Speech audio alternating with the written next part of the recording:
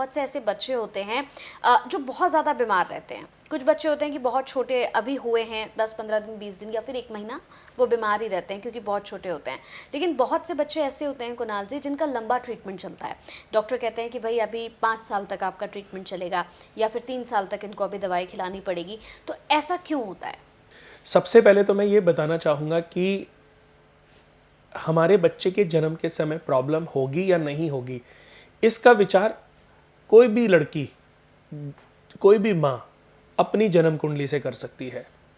अगर कंचन जी किसी भी लड़की की जन्म कुंडली में 8वां भाव, 8वां जो है वो कंसीविंग का भी होता है, या जो गायनिक जितनी भी इश्यूज होते हैं लेडीज़ को, वो 8वें भाव से देखे जाते हैं।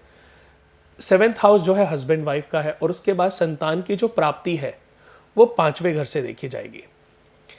अब सबसे पहले लड़की की कुंडली में जो माँ है, उनकी कुंडली में हम 7th हाउस, 8th हाउस और 5th हाउस को देखेंगे, और लड़के की कुंडली में यानी कि उसके हस्बैंड की कुंडली में, बच्चे के पिता की कुंडली में उनके 5th हाउस को देखेंगे। क्योंकि किसी भी पिता का अपने बच्चे से जो संबंध है वो 5th हाउस से देखा जाता है। अगर 5th हाउस में किसी पिता की जन्म कुंडली में राहु बैठा है या केतु बैठे हैं, तो ऐसे व्यक्ति को अपने पिता से रिलेटेड कष्टों का सामना करना पड़ सकता है, और बार बार ऐसी परेशानियां उत्पन्न हो सकती हैं कि बच्चे का जन्म हुआ, जन्म के साथ ही उसको कुछ ना कुछ परेशानी उत्पन्न हो गई। वो परेशानियां 2 महीने तक चलेंगी, वो 2 महीने तक, 2 साल तक चलेंगी। ये भी 5th हाउस से देखा जाता है। अगर किसी भी माता की कुंडली में चंद्रमा और केतु, चंद्रमा और राहु, चंद्रमा और शनि, मंगल और राहु, मंगल या केतु, गुरु राहु, गुरु या केतु का कॉम्बिनेशन अगर 7th और 8th हाउस में बना है या 5th हाउस में बना है, तो हर माता को थोड़ा सा सचेत तो रहना पड़ेगा कि उनको जो बच्चा होगा वो एक नॉर्मल डिलीवरी नहीं है।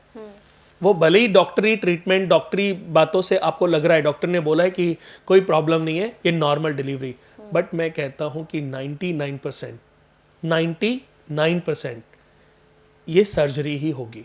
अच्छा। और उस सर्जरी के बाद भी कुछ ना कुछ ट्रबल आएंगे। यानी कि बच्चा अगर नॉर्मल डिलीवरी हो भी रहा होगा ना, तो सर्जरी ऑटोमेटिकली अचानक से कुछ ऐसी परिस्थितियां घटित होंगी कि सर्जरी करनी पड़ जाएगी। क्योंकि ऐसी मैंने कम से कम 500 कुंडलियों पर रिसर्च की है कि जब माता की कुंडली में ऐसे कॉम्बिनेशन बने हैं, तो मैंने उनसे पूछा कि आपके बच्चे के समय की स्थिति कैसी थी, क्या रहा, आपकी नॉर्मल डिलीवरी तो शायद नहीं हुई होगी। तो बोला कि नहीं भैया, मेरी तो बहुत टफ डिलीवरी थी। अच्छा। अब देखिए, एक कुंडली को जब हम देखते हैं तो उसको वो एक यादगार के रूप में हमारे माइंड में रहती है। दूसरी को देखते, तीसरी को देखते, जब बार बार ये सिचुएशन बनती है ना, तो इन्हीं ग्रहों से हम सीखते हैं भाई ऐसा क्यों हो रहा है, क्योंकि ये कॉम्बिनेशन बने, ये कॉम्बिनेशन अच्छे नहीं है। अब माता की कुंडली में 5th हाउस पीड़ित है, ये तो हो गए सर्जरी और डिलीवरी के टाइम की प्रॉब्लम्स। लेकिन अगर 5th हाउस माता का पीड़ित है या 5th हाउस पिता का, उसके हस्बैंड का पीड़ित है, बच्चे के फादर और मदर का पीड़ित है, यही कॉम्बिनेशन 5th हाउस में बन जाए, तो ऐसे लोगों को कई बार पिता का सुख अच्छा नहीं मिलता। अच्छा। यानी कि अगर वो अपने भी पिता का सुख देखें, तो उनके जन्म के समय पिता को बड़े ट्रबल रहे होंगे। अच्छा। अब उनकी संतान का समय आया है, तो जब उनकी संतान हो रही होगी वो इजीली नहीं होगी। जब होएगी तो प्रारंभिक इश्यूज के साथ होएगी। आप देखते हो कि मैंने जैसे बहुत सारे बच्चे देखे जो स्पेशल चाइल्ड होते हैं, यानी कि बच्चे का मस्तिष्क तो डेवलप नहीं कर रहा है लेकिन शरीर बढ़ रहा है।